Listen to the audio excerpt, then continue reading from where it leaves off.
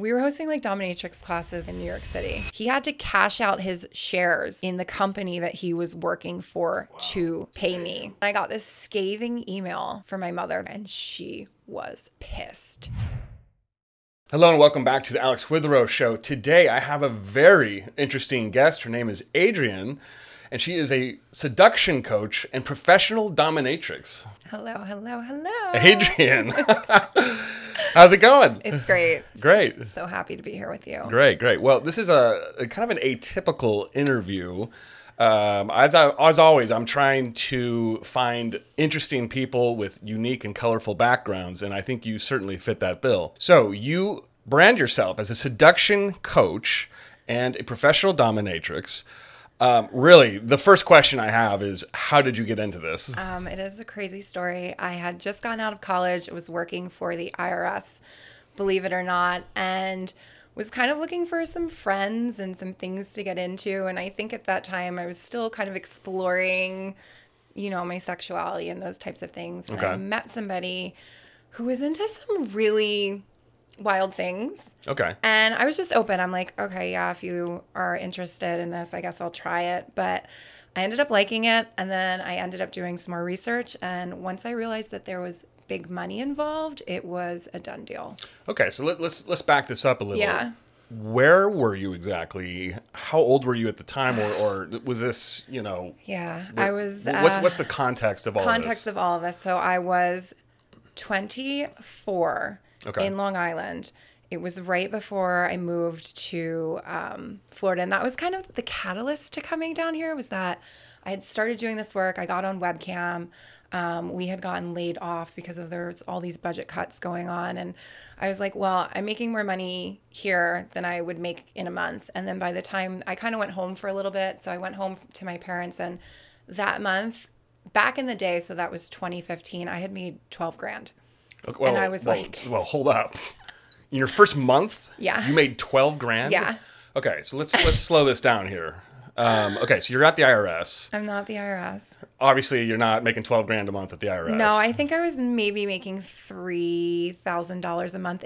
If that, I was living in somebody's basement. I was doing like laundry somewhere else. It really just was like, I don't want to say like the slum life, but like fresh out of college, figuring out like what you're going to do. Okay. And it landed in my lap. This was like 10 or 15 years ago. This was 10 years ago. 10 years ago. Yeah, 10 years ago. ago. So like OnlyFans wasn't a thing yet? No, OnlyFans didn't exist. Loyal Fans didn't exist. Some of the clip stores weren't even around then. I really kind of got into it as everything was kind of coming up. So you were on the front end of this whole thing. I would say the middle end of it.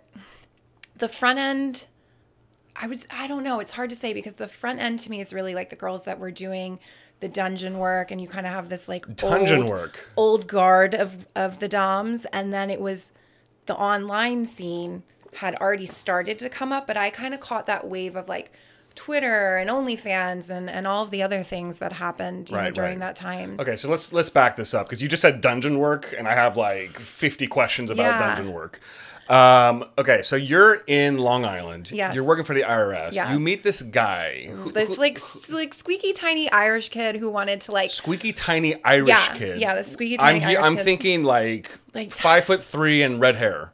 Something like that. Okay. Like he was into soccer. I don't even like really remember his name or anything. Like the details are kind of not relevant. And that's going to be the theme of most of this story, I would gather. I mean, some of it, not all of it. But he was just into stuff. He wanted to come over and clean my apartment when I wasn't there, which was really nice. Like come back to this like clean space. And then he was into So wait, he's cleaning your apartment. Cleaning my entire apartment while I'm at work.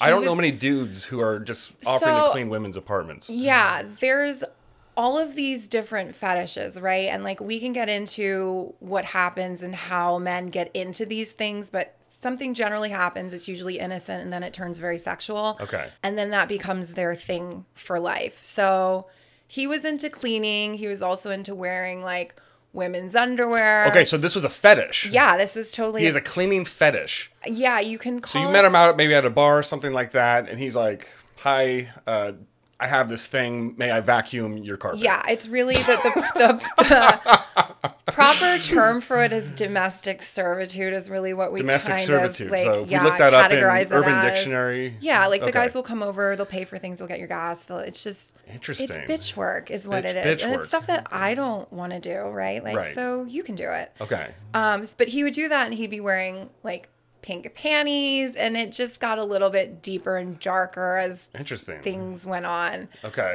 So he was into some more I'd say I inflicted quite a lot of pain in You places. inflicted pain onto Yeah, him. yeah. So he likes taking pain. Yeah, he likes taking pain. Wow. Okay. Mm-hmm. There's this is And a world. but that was the moment, right? As I'm inflicting pain and I'm realizing I'm laughing and I'm enjoying it, I was like, wait, I actually kind of like this. And So this is like I've never done this before, I right? don't know anything about this, so Right. I have a lot of questions. Yeah, it's okay.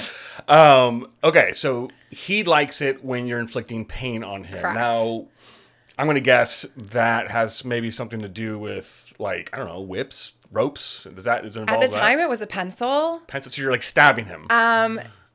I was like whacking him in the nuts with this pencil, like Whacking him hardcore. in the nuts with a pencil. Yeah, and then there was like some other things that I might have found. This was like way before like the whips and chains, and that's not even really my purview, I would say. But no, Not your bailiwick. no, Okay. no. There's some other things that. Okay. So you're working with this guy, this random. We'll call him like Mickey, the mini Irish guy. that's- So you're working with Mickey, the mini Irish guy, and Mickey is coming over and vacuuming. Yeah. And you're like doing all kinds of interesting things with pencils to him. Yeah. And he's dressed up in God knows what, it's very feminine. Mm-hmm. And so how did this all expand from there? So I think at the time, right, like he was interested in these things that I was like, I don't really know about this. I'm just kind of doing this. I think it's fun. And I'm like a research girl. If I start to like something, I get curious. I want to know Right. like what else is there to it. You went down the Google like I rabbit went hole. down the Google rabbit hole and then I realized like, wait, there's people that are getting paid to do this type of Work. activity. Right. Yeah. This is like a whole world of this. It's a whole world of it, right? Right. So opened up that world a little bit, got my feet wet, and then like No pun intended. no pun intended, got my feet wet very quickly, right? So I'm not the worst looking girl in the world. I'm very, very smart. So people were attracted to me and the brand. And then things kind of took off a life of their own from there. I started traveling more. I was on national radio. I actually outed myself to my parents in that moment. Okay, let's we slow have this things to down talk here. about. There's a couple things here. We have things to talk So about. you went from cleaning time with Mickey Yeah. to a national tour, radio tour. How did that happen? Not a national radio tour. I was at AVN in Las Vegas. I was working under a clip store at the time. You know, we create videos, we upload them. There's like a whole fetish scene for content. And this was before content was like really a thing. Okay. But men are always, I guess you can say, watching porn. I don't really consider it porn because my clothes are always on, but you guys are consuming content in this matter. Okay. So we were posting videos. I went to AVN to kind of represent myself and the brand and meet people. And it's a fun way to get out and, Right. get to know girls in the scene. And at the time, they didn't know that they were going to do the radio show because they usually hosted it in LA. We were in Las Vegas. They were like, it's AVN. And then they're like, oh shit, we need a show. What is AVN exactly? It is essentially like the big porn convention where you have Okay. porn stars, you have fetish people, Right, guys right. are coming in to meet their, favorite girls, and it's a fan thing. Okay. So they had asked me, they're like, hey, like you've been doing a lot of great work here. We want to bring you on. Like, let's do it. Okay. So that it was a big deal because Right. at the time I was still feeling like I was coming up. I was a popular girl, but not one of the most popular girls. So it was an honor really to speak with the women on the radio show. But at the time, like an idiot, I don't know what year this was. This might have been 2017 or 2018. I had texted my family. I was in, family group chat and I was like, oh my God, they just asked me to be on the radio. And my family didn't know at the time what I was doing. They knew I was making a lot of money. Right. They didn't really ask any questions. The numbers didn't add up. Yeah, they just You're knew at the IRS. it was so weird because my family's really involved and we're really tight, but like nobody really was asking the questions. And if they did, I kind of just like skirted around it. But they all knew I had money. They all knew I had like moved to Florida and was doing my own thing. I wasn't working a 9 to 5. I was traveling whenever I wanted to. So it was just kind of this like obscure thing that I was doing. But I messaged them all in the group chat and I went, hey, oh my God, like I got asked to be on the radio. It's going to be on like Sirius XM. My dad was asking you questions like, oh, what time and when? And I sent the details, like knowing that my family didn't have Sirius radio. So I was just like, okay, whatever. Right. Got on the show, talked about things that I had been doing in LA. So I had a photo shoot with an amazing photographer. I got into... I had ball busting sessions, which... Ball busting sessions. Can you explain what that is? Yeah, it's a really terrible thing. I to this day, don't understand why men do it, but I am more than happy to administer, this type of pain. Okay. It's when you kick somebody in the nuts. Okay. That makes that aptly named. Yeah. So ball busting. Right. So I had a couple of sessions in LA where we were filming that. Okay, so let's slow down here. I'm like... Again, Mind so many blown. questions. Yeah. Okay, so are you like, how does one like advertise for a ball busting session? Do you say, hey, I'm going to rent this studio in downtown LA and there's like dudes lined up around the block? I mean, like, how does this work? Yeah, so it's a whole process. So usually you have a space and it either works one of two ways. Either like you're stationed at this space, right? So like this is my dungeon, you can come to me, like Okay. it's all... So you got your own dungeon. I don't have my own dungeon. I did it out of an Airbnb. This is like very like Dracula-ish. It's not, I wouldn't say it's Dracula. Like in Transylvania, you've got a dungeon in a castle, or is it at Disneyland? No. So like the dungeons can be anywhere. Like I'll give you case in point. There's plenty of them here. There's a couple in South Florida. In South Florida, yeah, and they're in like the most inconspicuous like places, like by the movie theater or like above a grocery store. Like you would never know unless you were in the scene and you needed to know. Right. But they do exist. And yeah, they are a little dark and scary and they have all the equipment that you think of and the whips and the chains and are hanging on the wall, the whole thing. Right. But this particular instance, I was just in like a hotel room. Okay. And I was traveling. So when you travel, you usually announce, hey, I'm going to be coming to this location. The guys will either DM you, email, say I want to book. These are the times I have available. Or the other way is that they're just contacting you through a website. How or long something. does a ball busting take? I mean, are you booking guys in 15 to 20 minute increments? I book them in an hour. And they it takes. I mean, is this multiple ball bustings? Yeah, no, it's not like one kick and then we're done. Oh, okay. I don't know. You gotta tell me. No. So it's an endless. So endless round. You're whacking them like nonstop. Nonstop. Like soccer kicks, like practice. Kicks. Yeah. Do you pull out like a cricket bat or no? I try that'd not be a good. to. I feel like that'd be good. I'm actually, believe it or not, like I'm a super nice person. I'm always afraid. Like, am I gonna hurt you? Is something gonna happen? Are we gonna rupture a ball? Right. Then I have to worry about that. And like you're. I mean, I would imagine you're pretty good at this by now. No, always have been amazing at it. Like you could deliver accuracy, speed, power, force, the whole thing, right? Direct like hit. That's why they like me, direct hit every single time. You're like basically the baby It's killer. not like I'm like kicking and then like hitting the inside of your leg. Right. Straight on. Yeah. Every single time. Right. Yeah. And they love this. They love it. Wow. They love it. They're like, thank you so much. They leave. They write me, oh my God, so it was much. so amazing. Like. And you're getting like 5-star reviews on Google or something. Yeah. Yeah. Yeah. Not Google, but yeah. I do have 5-star reviews. Somewhere else. Deep in the intervals of the internet. Yes. So. Okay. Interesting. Yeah. So. And like, let's say you put out an alert that says you are available for a ball kicking session. Yeah. Like, how many dudes are reaching out to book? I would say that fetish is really niche. The most popular one is the foot fetish guys. I get them all the time. They are amazing. Quentin Tarantino. They're the best clients. Why are they the best clients? They pay well. Okay. They are quick and easy. Like, and when I say quick and easy, I'm making $500 in 10 minutes. $500 in 10 minutes. Holy crap. Okay, so like what happens during the foot fetish session? So there's different avenues, right? Like some guys like to smell feet, some guys, which is weird because I don't really have stinky feet, but like the guys still want to smell the feet. Okay. So they like to smell the feet, foot massages. Like imagine getting paid to have your feet massaged. Who says no to that? Like, as a male, that is outside my universe. As a male, maybe outside, but like if somebody were going to pay you for a back rub or pay you to come clean the apartment, like this is the level of service that I'm getting, right? So speaking of which, I would love to have Mickey, the mini Irishman, come over and clean my place. He might come across this, and I don't, but I'm not doing anything with him. No, you don't have to. But I'll handle it for you. Thanks, I appreciate that. I just want him to vacuum the place. Yeah. Okay, great. Anyway, go on. So it's simple. They're smelling your feet, kissing your feet, licking your feet. Some of them like to suck toes, and that always felt weird. But I'm like, it could be worse. Right. It could be worse. Okay. So I wouldn't say a ton of guys that come in for the ball busting session. They're definitely their own little, rank, but enough that, I could travel somewhere and have sessions. Is there a difference between the clientele of the ball busters versus the foot fetish guys?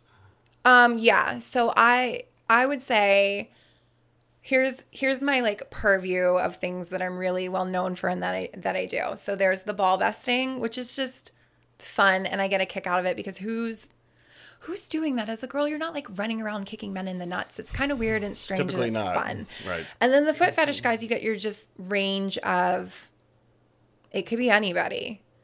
Like it really could be anyone in the world. They could be normal. They could be a little bit strange. They could be a teacher. They could be a doctor. Like, right. It's just so so normal and common that the foot guys are more professional class. Could be or may not be. May or may not be. Okay. May or may not be. And then you have your financial domination clients. Financial domination. Financial domination. Is that where they where you spend their money? Yeah, I do. You dominate their bank account? Exactly. Women, that's like normal. that's a normal day for a woman. This is a whole nother level. I have had one client. I've had him for 9 years. He came in like very early when I got started. He's sent over 6 figures. I stopped counting how much at some point, but I remember we were just talking about this the other day. Him and I had a session, and these sessions with him, they'll last all day that I'm on the computer with him. And he racked up this like pretty large tab that he owed me. And he's in another country, so we had to do some conversions, but he had to cash out his shares in the company that he was working for to pay me. You. Yeah. Okay. Yeah. So you're like a 20% owner of Microsoft. No, I've got the money now. It was like $30,000 that he sent. Yeah. But we're talking about one guy just sending money. I mean, I know you date girls, but I know that they're not taking that much from you. No, typically not. No. I would tap out around 4 figures. Yeah. So it's pretty serious. Yeah. Okay. But these men are everywhere. Right. But I would say those clients are more of your like finance guys, politicians, people that are in very high profile. Have you worked with any politicians? Yes. Notable ones? Yes. Well, I know you probably can't tell us, say. or you'll have to kill us. No, I can't. Or they'll have to kill you, rather. Yeah. But interesting. That doesn't surprise me. In my opinion, I think that there's a lot of this stuff going on in DC. There's a lot of stuff going on everywhere. I mean, Right. even like right now, like the P. Diddy stuff is coming out, and like watching that trial is terrifying. But all of the things that are going on, I'm like, this is not anything that I've not heard about or seen before. You know? Right. Yeah. Right. So I mean, this stuff's just kind of sitting around everywhere around here. Yeah. And if you're involved in the industry and the scene, you know it goes on. But if you're somebody that never really caught that curiosity and kind of explored, then you would be shocked. Right. I think to know. Yeah. Okay, so let's take this back. So you went to this conference. Mm-hmm. You got on the radio. I did my whole spiel. We just talked about my time in LA, and I got off. I was on this high. I was so excited. I'm like, I'm here meeting clients. It's always good publicity. Right. I just did this radio show, and I get this call from my dad, and he's like, was that you? And I had talked about some things about my parents. Like, right. I didn't name them by name, but if you knew me, you would know, like, oh yeah, that's her. And he was like, you work for a porn company? And I was like, yeah, but no, but yes, but like, I don't take my clothes off, so it's not really porn, and I'm not like fucking anybody. So like, my morals are intact, you know, for me. Right. And he just hung up. He was so upset. Wow. And I got this scathing email from my mother that I probably still have somewhere. And she was pissed. Okay. What'd she say? She was like, I didn't raise you this way. Okay. I don't understand like how you can do this and the whole 9 yards. And, you know, my toxic trait, I had somebody else read it. I'm like, I'm sure this is bad. I can't read it. Can you just read it and kind of give me the summary? And she's like, Mom's mad. She's like, she's shaming you. She's putting you down, the whole thing. And it took me like a day or two to respond back. But I was like, listen, you know, I'm not sleeping with anybody. My clothes are on. I'm keeping my morals for myself. Like, I'm making good money. You guys shouldn't really have an issue with it. And you raised me to be a smart, independent woman. And that's what I'm doing. Okay. And how did they respond to that?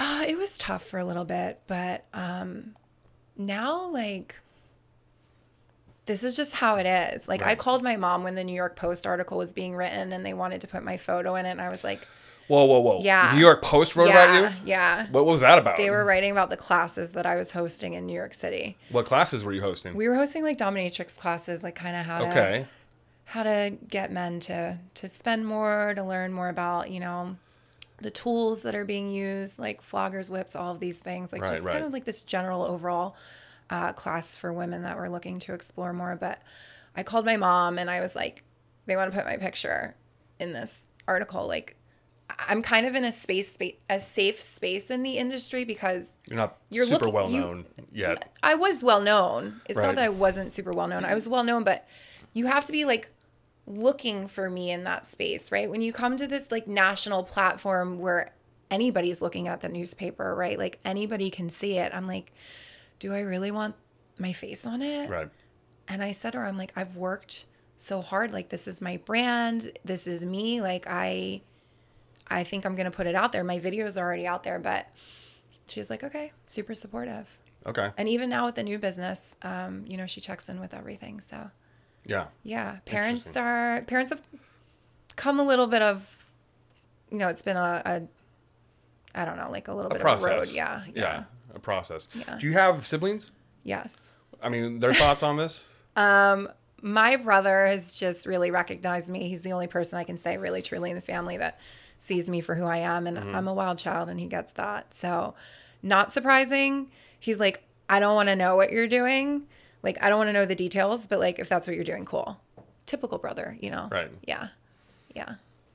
Did you send Mickey over to his place to clean up? No, but I mean, when I get large chunks of cash, I'm like, do you need anything? Is there anything you want? And he's like, that's nice. Did that guy send you money? I'm like, yeah. Yeah, he did. Interesting. Okay. So were you in New York at this point or? I was in New York. Yeah. Okay. And you were doing camera work. I was popping around like New York. Yeah. I was doing the cam work. And most of it has been really on cam. Okay. So if I understand this correctly, you've got ball bashings going on. Mm-hmm. You've got footwork. Yep. You've got dungeon work on occasion. Yep.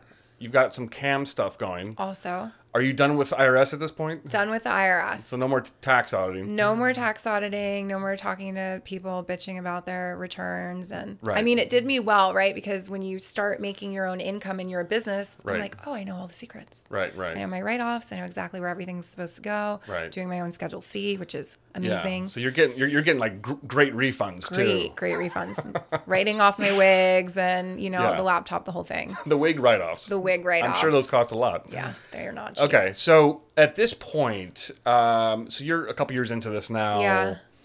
I mean, what's someone like you making at this point? Easily 6 figures. Yeah. Easy. No, I'm sure. Consistently. I'm sure. I would suspect deep into 6 figures. Yeah. Right. And so, and let me ask you, I mean, like in terms of, the progression of this, how does one grow this business?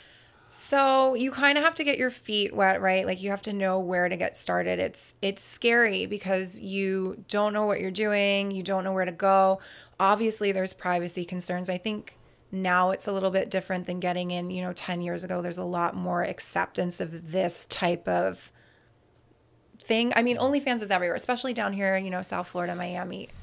Everybody's got an OnlyFans, but this was way before that. So you kind of get your feet wet. You figure out what it is that you like, what it is that your clients like, because what you start with might not be what you end up with. Right. I definitely did not think that I would be getting into the foot fetish scene or the financial domination scene, but I have big feet. That's nothing I have control over. I'm a tall girl. Like I have a Is that like, do they prefer big feet? Some do, some don't, right? Okay. So it's hard to find a girl that has large feet. Okay. So that was my thing. Like, right. You're tall. You have a size 11, you're tall, like you need to get into the foot fetish scene. And I did. And I started winning awards. And that's where things kind of... Like, what kind of awards did you win? I won Best Personality. For your feet? For my feet, for the sessions. Wait. You have... explain that to me. I don't understand that. Okay. So a session is essentially like anytime you're meeting with somebody, there's some kind of interaction. Usually it's in person. It could be online. But there are foot fetish parties all throughout the nation. So there's some local to here in South Florida. There's some in LA. So that whole conglomerate, they kind of take the girls that are participating in all of these things, and we put it out to a vote to the guys. Okay. So best personality and best session performer. Right. Mm-hmm. What happens at a foot party? Exactly what it sounds like. The guys have a safe space to kind of come in and have a session if they want to have a session. So if they want to sniff feet, if they want to lick them, whatever it is that their thing is, the girls get paid for it. Right. It's just kind of like I don't want to say it's like a party because it's not like a rager, but I'd say it's more like a mixer. There's like wine, cheese, a little side of feet. There's food, there's alcohol, side of feet. Yeah. Yeah. Are you just like sitting there with your feet out, allowing anyone to come sniff? No. So it's extremely respectful, right? Like there's a process. Like you wouldn't go lick somebody's feet, or even a girl, you wouldn't just like plop a drink down in front of her. It's more like, hey, I'd like to do a session. Do you have time? Do you want to? Yes, no. Right. And then you go do one. Okay. Yeah. Gotcha. So there's a kind of a consent process. Of course, there's always a consent process. There has to be. Yeah. There has to be. Gotcha. Interesting. And how much are men paying to attend one of these? I know that they just changed pricing. So there's usually an entry fee. There's like a VIP fee if they want to do like a VIP section, and then they're going to pay for the session. It's whatever the girl is charging, I think, for like 10 minutes. Okay. Interesting. Yeah. What do you think is a common misconception about this industry, just for people who don't know anything about this? Like, what do you think is just something that most people wouldn't really understand about this world? I think that people think it's overly sexualized, or the women are like in it for the sex side of thing, which is like the furthest from the truth. Anytime I go out on a date with a guy and like I finally disclose this information, I'm quick to disclose it now. They're like, well, I'm not into that. And I'm like, I don't need you to be into it. Like, this is very much work for me. And like, I like the separation. I know with the girls that are trying to get into like the findom or femdom space, they just think like, oh, money's just going to fall in my lap and there's no work required. It is work. There's tons of things that you have to know. You have to be aware of like what the kink is, if there's any risks involved. Like there's just so much. It really is its own little industry and its own animal. What is the femdom work? Female domination. So that would just really, that's the overarching umbrella of anything that you can think of is going to be under there. Yeah. Right. Okay. Yeah. And I guess, would you say that this space, online work, camera work, whatever, has gotten, I would assume it's gotten a lot more competitive in the last 10 years? I don't think so. You don't think so? I mean, there's competitive as in like, are there more people doing it? Yes. But are there more people taking it as seriously as they need to? No. They just think it's like I said, fast, easy money. I'm going to get in, get out, and that's it. But the girls that are good at it and have been doing it for a long time, there's so much that goes into it, right? Like I wouldn't have had this client for 9 years if I didn't master the dark psychology behind the fetish and the kink and his needs and all of these things, right? So talk to me about that. What is, it sounds like you have some ability to hook men psychologically. Yeah, it's terrible. On this. It's so bad. And I try not to use it to my advantage, but sometimes I do. Okay, we'll talk about it. So the basis of really everything is, I would say, neurolinguistic programming, right? If you can use the right language, set these triggers is what we call them, these words that we kind of embed subconsciously to to definitely get them riled up. Okay. Then it works in your benefit. So, I mean, give me an example of how that works. Okay. Like what kind of example? I don't know. I mean, how do you discover the neurolinguistic triggers of a man?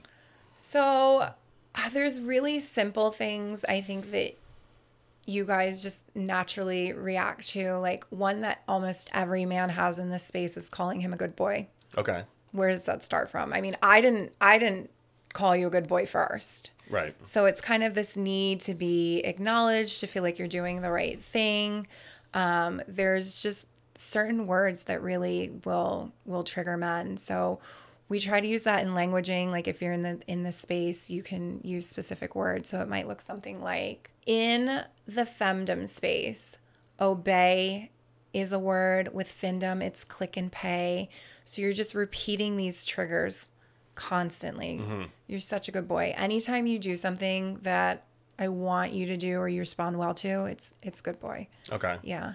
And do you think that comes from a maternal trigger of something that is tied to their childhood with their mother? It definitely does. Yeah. It definitely does. And it's weird now, being a little bit of a mom, I think about these things, but it stems from that. But there's certainly ones that, we can embed and implant. And, I'm just thinking of my, big time client.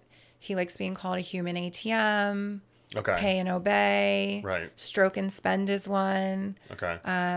Those types of things. Okay. Yeah. Interesting. Yeah. Tell me now, I know you have transitioned some into coaching women. Yes. In seduction. Yep. This is something you're very good at, obviously. Yeah. I feel like I'm sitting in the presence of a master of this. How is that going? Talk to me about that. It's going well. I'm super excited. I'm not really a social media girl, so like learning that side of the business has been so painful, but I've had a really, really great reaction on TikTok of all places, which is great because when I started, I was in my 20s. So taking the girls that are interested in their, early 20s, late 20s, even the early 30s, getting them started, where they're going to start, what they're going to do, what they're going to get into, who their persona is going to be, all of that branding that takes place. And then we're going to get into the psychology of things. We'll walk them through that. Okay. So when you are coaching women, Mm-hmm. are you teaching them how to set up like a dominatrix business, cam girl type business? Yep. Or are you just teaching them how to get their husband turned on? No, these girls are specifically wanting to get into the industry, although like it's not different if it was a husband. That's what we were doing in New York. If it's a husband that's interested or a boyfriend, right? Like the process is different, right? Like I'm going to set up an online account. I'm going to set up a Twitter if you're going to be in the industry. But if it's your husband, you're still utilizing the same skills that you would be using in a dungeon or in that type of space online. Right. Yeah. Okay. Yeah. And how's it going? So same technique and skill. Great. Yeah. Girls have really caught on to this masterclass, the first 500, where we're teaching them how to make their first 500 in the femdom and findom space. And then we're moving into cash on command, which is literally just training the guys to give in. Gotcha. Yeah. Gotcha. And I guess in terms of, are you still doing the other work in terms of football, kicking, all that? Some of it, yeah. On occasion? On occasion. Yeah. Yeah. Okay. I would say really, truly financial domination because I don't need to do anything else. Right. Yeah. And it's just easy work. Right. And you still have a 9-to-5 job, right? Yeah. Okay. Yeah. And so this is just on the side This for you. is literally just fun. Yeah. I'm hoping, this will take over again, but yeah, obviously Right. changes in family kind of changed me wanting to get back into something a little bit normal, but I've realized that I'm not normal. Right. 9 to 5 is not. Talk to me about that. I mean, you've become a mother in the last year, right? 2 years. In the last 2 years. Yeah. How has that changed the way you see just the world and your line of work? It hasn't changed how I see my line of work at all. I think it makes me a little bit more empathetic to the boys. Like, okay. Oh, okay. Because you have a son, right? I do. I have a son. Yeah. So I think I think more about as he gets older, like how do I keep him from getting into these things, right? But some of these things are so innocent. Like I remember I asked a client one time, I was like, well, like how did you get into this smelling somebody's feet? Like that's so obscure to me. Like I just don't like frame it for me. You thank Mickey. Yeah. And he's like, I was in school and we did circle time to read a book. Right. And the teacher took off her shoes and, she had been like, you're at school all day. Like the feet stink. And he's like, I just caught a whiff. And like, that was it. And you think about that. No, I'm serious. And you think about that. And there's 18 other kids in the class, but they don't have a foot fetish. Right. So like, are you predisposed or predisposition to kind of. To have a foot fetish. Yeah. Interesting. I don't know. Yeah. But I think about that. Like, okay, how do I kind of keep him from getting into some weird shit? Even though if he did, that's cool. But right. Yeah, I think I have a little bit more sympathy. Do you plan to talk to him about this at some point? That's so far in the future, honestly. Yeah. I guess I might have to. And it's kind of crazy because his father and I are not together, and he would literally shame me for this work. Like he was so against it, hated it, and now I'm like, I have this new thriving business teaching women how to do it. Like, come on. Okay. Just leave it. So I think the conversation is going to have to be had eventually, but yeah, I don't know when. I don't know how it's going to come up or why or whatever, but it's something obviously I'm comfortable talking about. So the whole family knows it's not a secret. Right. Yeah. And you're here. And I'm here. And my friends, it's like their favorite thing to say about me when we're out there. Like, did you know she's a dominatrix? Like, you can't talk to her that way. Yeah. Yeah. You may literally deliver a nut shot to the guy. No, it's not even that. I feel like I'm a little bit more snippy with my words is really the lethal weapon here. Okay. Yeah. Let's talk about, I'm sure you've had some crazy stories in this space. Yeah. Do you ever fear for your life? Is it ever dangerous? Is it, do you get stalkers, anything like that? No. So I've been very fortunate where I've not had any issues. Like the biggest problem is they call it doxing, where people try to find out your personal information, maybe like reach out to family members, that kind of thing. Right. But there's only been one instance where I felt uncomfortable. And I was in Tampa. I was having a session with somebody that had paid and booked it. And it just, the vibe was off, right? Okay. Like something just was not right. And like, I couldn't place my finger on it. I didn't feel like I was in harm's way, but like intuition was like, let's just end this now. Right. So I did. He left, no big deal. But that is literally the only time out of all of the things that I have done that I felt like, okay, maybe this is not the right call. How do you vet or guarantee safety when you're doing these things? Oh man, like it's there's a process in place, right? Like you can always vet, but there's only so much you can do. So usually we're taking information, driver's license has to come with you. Like we have to have a copy of ID. If you've had a session with somebody else, we're calling other people and just verifying that you're a safe person. But there's always that off chance, that something can happen. But I tell all of the girls, and I really live by this, trust your intuition because it's never going to do you dirty. Right. Yeah. Right. So never a safety concern really. I fucked up one time where I took my Dom Instagram when I had kind of taken a break from it and I put my personal stuff on it because I had a good following and I was just like, it was the time like, oh, I want to have the following. And somebody ended up calling the number of like the company that I was working for, it wasn't a big deal, but it was a recorded line. And he opened up the call with like, oh my God, Goddess, I've missed you so much. And I got to find that. I probably can get that call from somebody. I was so mean. Really? I like went right into Dom mode. I was like, what the fuck are you doing? Like, who do you think you are? Like, you should not be calling this line. You know better. Like, I know, but I just wanted to like reach out to you. And I was like, this is not okay. Yeah. Later found out, this is the wild part of the story, went to a foot fetish party down here in South Florida and was actually telling the guy that runs it the story. And like, this is what happened. And it was crazy. And I was pregnant at the time, right? Like, had a little baby inside of me. Right. And one of the guys that I knew had been coming to the parties for years, had seen him before. He sits down and discloses that he was the person that had called me. And he was like, I want to take care of you. Like, let me take care of you. I'm like, dude, like, no, you have no idea what's going on in my life, like growing a whole human. Like, no. Right.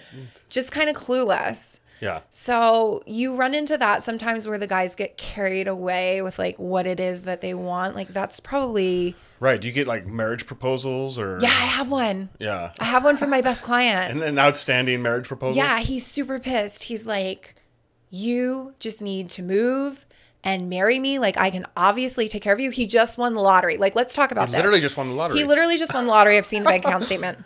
Okay. He wins the lottery in his country, and it's not a small country. Okay. It's a like an Indian lottery. It is not an Indian lottery. There's some value to this money, right? Like there's some value to this money. I don't want to like give it away, but there's some value to this money. Maybe a European lottery. Something like that. Okay. So he wins the lottery, and I've known him for 9 years, and this is finally like when I had this click moment. He's like, even if I had all of the money in the world, and I'm like, you do have all the money in the world. You just won the lottery. Like, and it was a substantial amount, not like a huge amount, but he took care of things. Like, obviously I've been taking money from him for years. Like, he's like, I'm paying off, this house and whatever investments. And, he really like did what he should have done with the money, even though I'm like, where's my cut? You know what I mean? But he says to me, he's like, if I had all of the money in the world, I would use it trying to buy your love.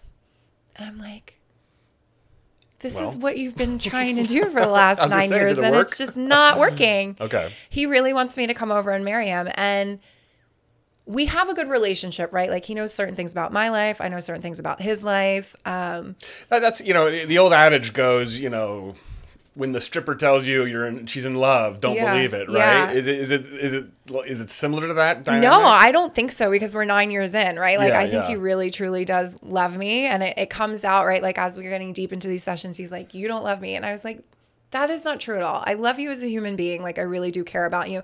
And that's part of it. I love you like a brother. That's part of it too, is right. Like, I have this duty and responsibility. Right. I'm taking people through this high and this low. I have to take care of them. Okay. Right. So even after the session ends, like, there's still things that I need to do to make sure that this person is okay and can go back and function in the real world. It's psychologically, right? Like what kind of like, I guess, post, ball crushing therapy do you need to do? Yeah, no, like definitely like physical, like checking in, making sure everything's okay. Like, how are you doing? Those types of things. But with him, it's really psychological. Like, he falls into this client in particular falls into this kind of depression. Like, I'm spending so much money, like the shame comes over. I shouldn't be doing this. Okay. It's a whole thing. Like, he really spirals out sometimes. So just really making sure that he's okay. But yeah, the marriage proposal has come. It's still on the table. And I mean, this is becoming a massive industry, right? It is a massive industry. Like, it is. And it's not really talked about a lot. It's not. So you have to consider it. Like, we all know the porn industry is, of course, huge. Well, this is just like a little niche of it, right? Right. Like, but I would say that it is growing very quickly. Exponentially. I think with social media and content taking off, and like the girls really getting on Instagram, TikTok, whatever, like, you're seeing what it is that they're doing. They're in latex. They're not showing you like the nitty gritty dirtiness of it. Right. But there is some glamour to the work in the industry, right? Like, we get dolled up. We're worship. People love us, like really truly love us, and are devoted to us and to the cause of whatever it is that they're into. And there's power with that. And I think that people see that. And if you're not after the power, you're definitely after the money. Right. Yeah. For you, which do you think appeals to you more? I know in the beginning it was definitely the money. Right. But I've learned now that it's definitely the power. Okay. Knowing that I can have somebody, on their head in a few seconds is... I enjoy that. I enjoy that. Yeah. There was a guy that I was seeing here for a little bit, and he had a fetish. And when we first met, I was like, I'm not going to do this with you, because I know I have the ultimate edge on you. Like, I'm not going to do it. How do you handle dating normies? I love the normies. It's the fetish, because I'm like, I don't know about you. So, I had just told that to him, and he's like, well, I'm here for you. I'm not here for the fetish side and the goddess thing. And, as time went on, I got a little bit more comfortable, and like, I have him by the balls now. Literally by the balls. Literally, yeah. Yeah. I just have to wear a certain outfit or say a certain phrase, and he's melting. Right. And that's it. Yeah. And like, that's unfair sometimes. Right. Right. Because you've learned this whole thing from a psychological standpoint too. I've really mastered it, and I know how to use it to my advantage. And with that power, you kind of have to practice the restraint. Right. Yeah. Interesting. Very interesting. Yeah. Well, hey, thank you so much for your time. This has been a really interesting interview. We'll include all of your information in the description of this video. And until next time, we'll catch you guys later. Thank you. Thanks.